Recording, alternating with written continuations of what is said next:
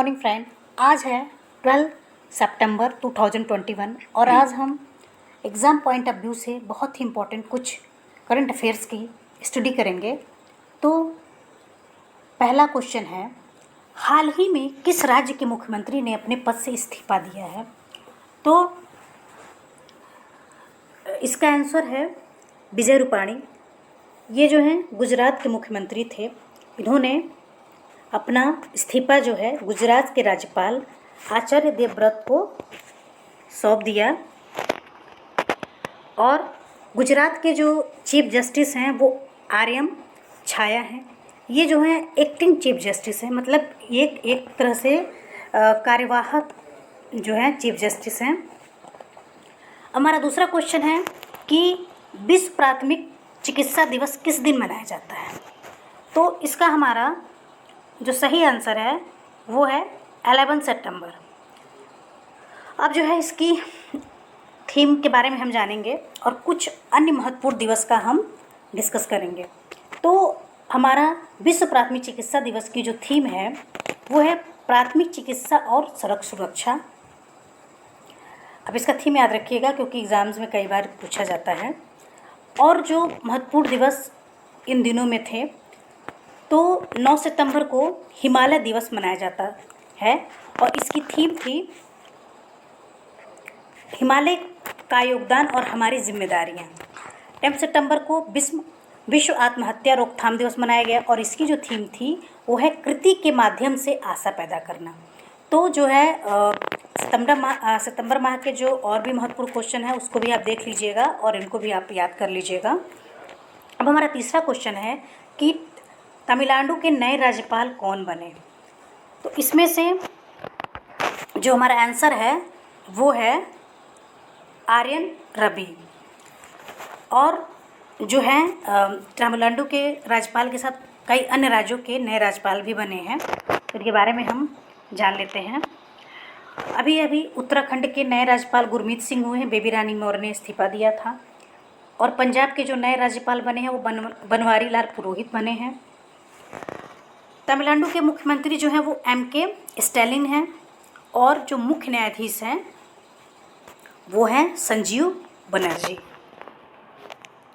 अब जो हमारा नेक्स्ट क्वेश्चन है कि मेरा काम मेरा नाम नामक नई नौकरी उन्मुख योजना किस सरकार की है? तो इसमें हमारा जो सही आंसर है वो है पंजाब।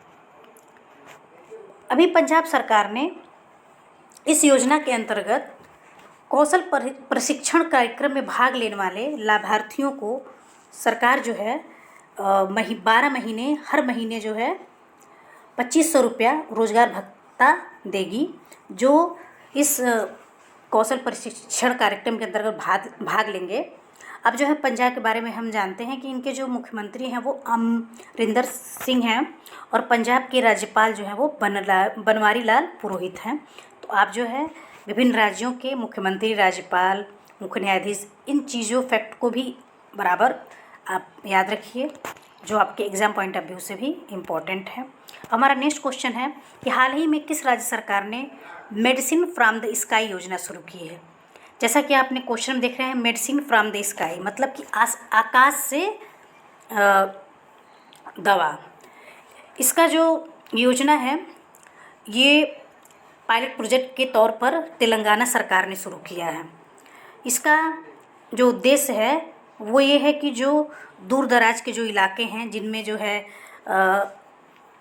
हमारे जो साधन है जो नहीं पहुंच पाते हैं, उन जगहों पे ड्रोन के द्वारा आवश्यक दवाइयों और टीका को पहुंचाना। तो इसको अभी पायलट प्रोजेक्ट के तौर पर तेलंगाना के 16 ग्रीन जोन में शुरू किया गया है। अगर ये सफल हो जाता है तो उसके अन्य बाकी राज्यों में भी इसको शुरू किया जाएगा। हमारा छठा क्वेश्चन है कि राष्ट्रीय अल्पसंख्यक आयोग के नए अध्यक्ष कौन बने हैं?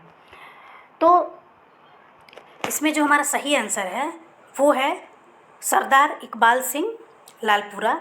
ये जो है अभी नए राष्ट्रीय अल्पसंख्यक आयोग के अध्यक्ष बने हैं। अब हम इस आयोग के बारे में कुछ इम्पोर्टेंट फैक्ट जान लेते हैं। तो राष्ट्रीय अल्पसंख्यक आयोग की स्थापना जो है भारत के संसद के अधिनियम 1920 1992 के द्वारा हुई थी। मतलब कि ये एक तरह से आपका संवैधानिक आयोग है और मतलब कि इसकी जो स्थापना है वो संविधान से नहीं, बाद में हुई है इसकी स्थापना।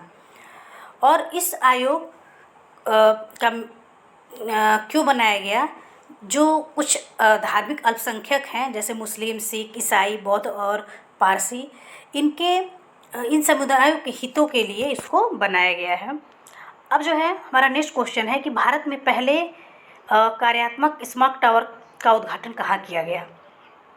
तो इसका सही आंसर है हमारी दिल्ली में इसका जो है उद्घाटन किया गया है। इसके बारे में कुछ फैक्ट जान लेते हैं।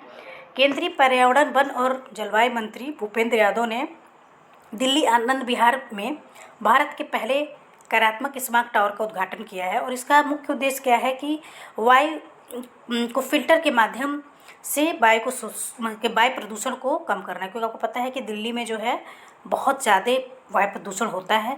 तो अगर ये सफल हुआ तो पूरे दिल्ली में जगह जगह पे इसको लागू किया जाएगा। अब नेक्स्ट हमारा अगला 8वां क्वेश्चन है कि तमिलनाडु सरकार ने किस सुधारवादी नेता की जयंती पर सामाजिक न्याय दिवस के रूप में मनाने का निर्णय लिया है। मतलब कि किस सुधारवादी नेता की जयंती को सामाजिक न्याय दिवस के रूप में मनाने का निर्णय लिया है। तो इसमें हमारा सही आंसर है ईबी रामास्वामी पेरियार। अब ये क्या थे, इनके बारे में हम जान लेते हैं कि यह एक भारतीय सामाजिक कार्यकर्ता और राजनेता थे और इन्होंने कुछ आंदोलन चलाया था, जैसे आत्मसम्मान आंदोलन, द्रविड़ आंदोलन, और इनको द्रविड़ आंदोलन का जनक भी कहा जाता है। तो इन्हीं के जयंती को तमिलनाडु सरकार ने जो है सामाजिक न्याय दिवस के रूप में बनाने का निर्णय लिया है। तो ये बहुत ही इम्पोर्टेंट है, तो आप लोग इसको देख लीजिएगा। हमारा नेक्स्ट क्वेश्चन है इंस्पिरेशन 4, सॉरी ये 4 मिसप्रिंट हो गया, इंस्पिरेशन 4 के बारे में कौन सा कथन सही है। तो इसमें से सही आंसर जो है वो है, हमारे दोनों कथन जो है वो सही हैं, तो हमारा इसका सी आंसर सही है।